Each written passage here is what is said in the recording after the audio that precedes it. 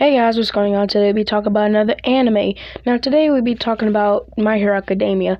Today's video will be a little different. Today we'll be talking about a theory rather than a what if.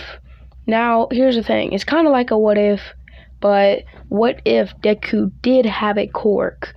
Now, people say that Deku was born quirkless, but that may not be the case because considering his dad left. Okay, people think, okay, so at the end of My Hero Academia Season 3, they showed one of the professors.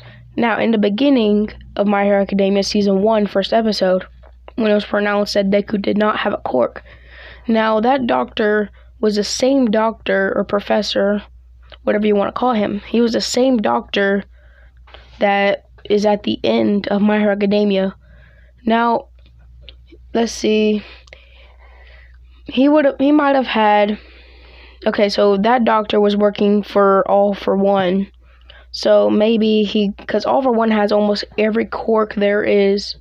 So maybe he could have, had something with Midoriya's mom, made Midoriya, and then since he has all the quirks, he could have just erased her mind and everything, and then took Deku's quirk, because maybe Deku's quirk was really, really strong, and so he didn't want Deku to grow up and then defeat him, so he maybe took his quirk.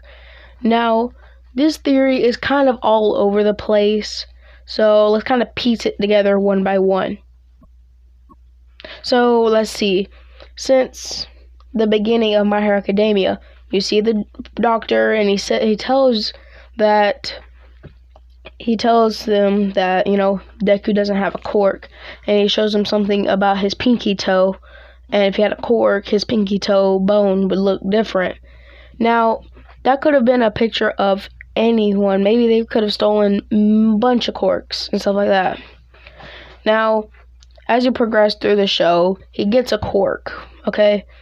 And then towards the end of Season 3, you see that same doctor that told him that he didn't have a quirk right there with All For One. So maybe after making Midoriya, he thought, wow, this is a really strong quirk. We gotta do something about this, because he can take quirks. So maybe he took Midoriya's quirk and left. And so years upon later, Deku goes to the doctor. That's the same doctor. He pulls up a picture of that bone, and then it's like, he doesn't have a quirk. But then again, his quirk was stolen by his father. Now, this isn't something to change the timeline, but if All For One didn't take Deku's quirk, if All For One is Deku's dad and he didn't take his quirk, that means Deku would not have grown up quirkless, and he wouldn't have a bond with All Might or anything. So if All For One is his dad and didn't take his quirk, it would change the timeline of he wouldn't probably be in UA, he wouldn't meet All Might and everything like that. So let's think about a quirk that I would have. Now, this quirk would probably be really, really strong. That's why All For One would have taken it. Now, if he would have taken it, then, it's really strong. So, let's think right here.